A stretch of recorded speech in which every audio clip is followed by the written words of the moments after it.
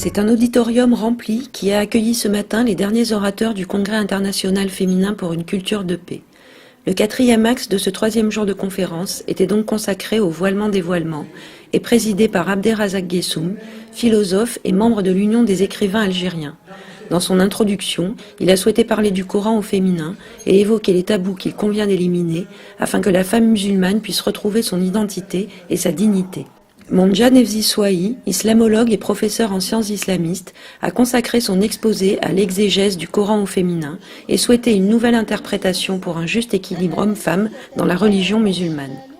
Myriam Attia, islamologue et professeur en sciences islamistes, a éclairé les auditeurs sur les hadiths misogynes et mensongers, permettant de déconstruire ces fausses vérités qui ont contribué à donner une mauvaise image de l'islam.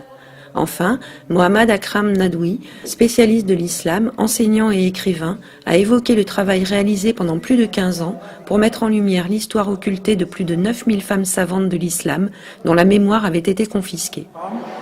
Cette rencontre constitue, à mon avis, un changement radical sur le plan social, sur le plan politique et sur le plan psychique. Pourquoi? Parce que en donnant la parole à la femme, en essayant de consacrer quelques jours aux problèmes auxquels fait face nos femmes, c'est déjà une reconnaissance de l'importance et de la position qu'occupe la femme dans notre société. À cela s'ajoute, il y a plus de 25 pays qui participent à cette rencontre. Donc le message qui va être transmis de cette rencontre va être propagé à travers le monde, à travers les 25 pays, et c'est déjà énorme pour l'Algérie et pour le thème que nous sommes en train d'étudier.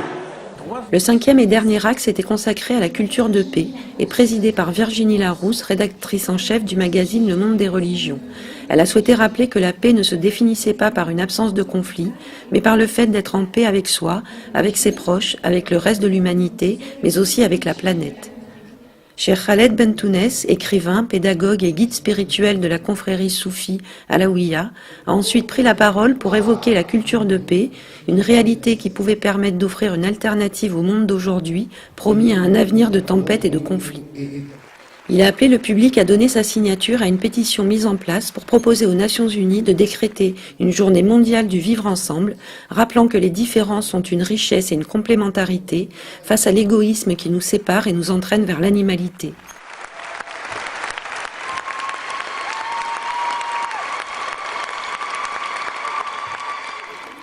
Keiko Takaki Nakamura, professeure agrégée et spécialisée en anthropologie culturelle, a quant à elle expliqué le fonctionnement des kaizen, une expérience économique japonaise, méthode de développement durable avant l'heure et philosophie de la vie à laquelle les femmes ont joué un rôle prépondérant à la fin de la Seconde Guerre mondiale. Enfin, cette dernière session de conférence fut présentée par Delia Mamon, fondatrice de l'ONG Graines de Paix, dont le but est de fournir des outils d'éducation à la culture de paix. Elle en a expliqué les grandes lignes basées sur l'éducation et la transmission de valeurs humaines permettant de développer des attitudes et comportements riches en culture de la paix. Durant ces 3 jours de rencontres, les ateliers ont également été d'une grande utilité et créativité. Des projets ont été élaborés, des propositions ont été soumises, des idées ont été lancées. Je suis vraiment épatée de l'engouement que ça suscite, ce qui montre que les gens sont prêts à se déplacer de très loin pour parler de la paix, pour construire sérieusement et concrètement la paix. C'est une atmosphère d'émulation qui donne envie vraiment de poursuivre au-delà du congrès et aussi qui permet, comme on est tous là réunis plusieurs jours, d'entamer des contacts qui ne sont pas superficiels. Ce sont des contacts qui permettent vraiment de rencontrer les gens, de discuter avec eux en profondeur, de nouer de vraies relations. Là, on a eu la possibilité vraiment de discuter ensemble de manière profonde et pas 5 minutes entre 2 portes. Et les volontés des représentants de 27 nationalités se sont unies pour donner une suite à ce moment unique, exceptionnel et audacieux, comme le soulignait Fatima Zora Ben Soltan.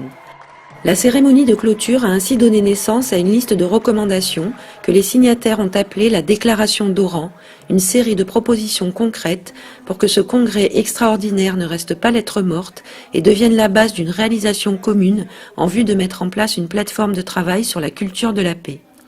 car il est nécessaire aujourd'hui, en ces temps incertains, de dépasser les clivages sociaux, religieux, économiques et géographiques, et il est de la responsabilité de chacun d'entre nous de travailler afin de parvenir à construire une paix durable.